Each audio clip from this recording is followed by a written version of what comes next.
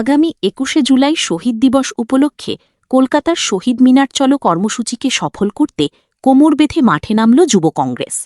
শুক্রবার চোপড়ার ঘিরনিগাঁও গ্রাম পঞ্চায়েতের লালবাজার এলাকায় সংগঠনের ব্লক কমিটির পক্ষ থেকে একটি প্রচার মিছিল আয়োজন করা হয়।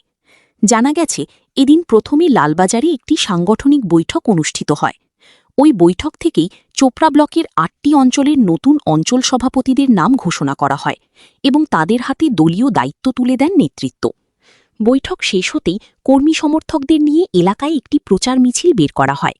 এই কর্মসূচিতে উপস্থিত ছিলেন ব্লক কংগ্রেস সভাপতি মোহাম্মদ মসিরুদ্দিন, কংগ্রেস নেতা জাকির আবিদিন, যুব কংগ্রেসের ব্লক সভাপতি মেহবুব আলম সহ অন্যান্য নেতৃত্ব।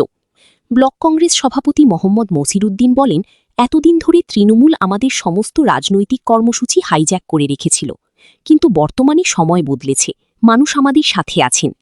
তিনি আরও দাবি করেন, আগামী ২১শে জুলাই চোপড়া ব্লক থেকেই প্রায় ১,০০০ কর্মী সমর্থক কলকাতার শহীদ মিনারের সমাবেশে যোগ দিতে যাবেন। ২১শে জুলাই আমাদের শহীদ সভায় যেতে হবে ধর্মতলায়। অনেক দিন পরে আমরা প্রোগ্রামটা পেলাম। আপনারা জানেন ১৯৯৩ সালে যে ঘটনা হয়েছিল তৎকালীন পুলিশ মন্ত্রী মন্দির চৌধুরীর নেতৃত্বে, যাকে পরবর্তীতে আমাদের মুখ্যমন্ত্রী এই বানাইছিল, বিদ্যুৎ মন্ত্রী বানাইছিল, এমপি বানাইছিল, সেই মুখ্যমন্ত্রী ওখানটা প্রোগ্রাম করতেছিল। শিক্ষার জানাই যুব কংগ্রেসের পক্ষ থেকে আবার পুনরায় আমরা সেই জায়গায় প্রোগ্রাম করতে চলেছি।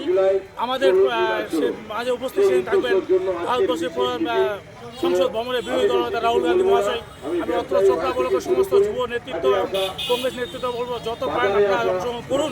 আমরা মিনিমাম ১,০০০ লোক নিয়ে সেদিন আমরা চোপড়ায় ঘুরে যাবো। আমরা ট্রেনে যাবো, উত্তরবঙ্গ এক্সপ্রেসে যাবো। কাদের উদ্যোগে আজকের এই কর্মসূচি আয়োজন? চোপড়া ব্লক যুব কংগ্রেসের পক্ষ থেকে একটা মিছিল, একটু আগে আমাদের একটা মিটিং ছিল, সেখানে আমরা যুব কংগ্রেসের কমিটি ডিক্লেয়ার দেওয়া গেল। ৪ জন ভাইস প্রেসিডেন্ট, ৪ জন জেনারেল সেক্রেটারি, ৬ জন সম্পাদক, কেসিআর সহ আমরা কমিটি ডিক্লেয়ার দিলাম এবং আমাদের অঞ্চল সভাপতি অ্যাপয়েন্টমেন্ট তুলে দেওয়া হলো।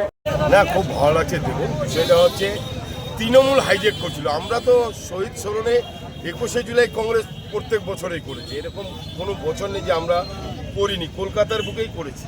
এরকম কোনো দিন আসেনি যে আমরা কলকাতার বুকে ২১ জুলাইটা ছেড়ে যাব। কিন্তু হাইজ্যাক করতে করতে আমাদের সব হাইজ্যাক করেছিল টিএমসি। ফ্ল্যাগটা কংগ্রেসের, একটা জলাপাতা লাগাই দিয়েছি। স্লোগানটা কংগ্রেসের, ওইটাই বলছে আইএনটিইউসি, আমাদের একটা টি লাগাই দিয়ে আইএনটিটিইউসি করছে। তৃণমূলের কোনো সম্পত্তি নেই, কংগ্রেসের সম্পত্তি নিয়ে সেটা করছে। মানে কতগুলো যুবক যাচ্ছে এবার? আমাদের ইসলামপুর বলছি, শহীদ মিনার মিনিমাম চোপড়া থেকে ১,০০০ লোক যাওয়ার ক্ষেত্রে কি ব্যবস্থা থাকছে? যাওয়ার সব রকমের ব্যবস্থা আছে, রেলের ব্যবস্থা আছে, বাসের ব্যবস্থা আছে। আমাদের সম্পূর্ণ বিষয়টাকে কোঅর্ডিনেটর করবেন আমাদের জাকির আবেদন। তো আমাদের খুবই ভালো লাগছে। যাই হোক, আমরা এখন বিচার দিতে পাবো বা আমাদের জাতীয় কংগ্রেসের তরফ থেকে যে সৈনিকরা যে ১৩ জন তরতাজা যুবক পাড়া হারিয়েছেন, তাদের আত্মার শান্তি কামনার জন্য এবং তাদের পরিবারের প্রতি সমবেদনার জন্য এবং তাদের পাশে দাঁড়ানোর জন্য, তাদেরকে স্মরণ করার জন্য যে ২১ তারিখ শহীদ মিনারে চলো জাতীয় কংগ্রেসের তরফ থেকে যে কর্মসূচি নেওয়া হয়েছে, এটা দেখে শুনে খুবই ভালো লাগছে।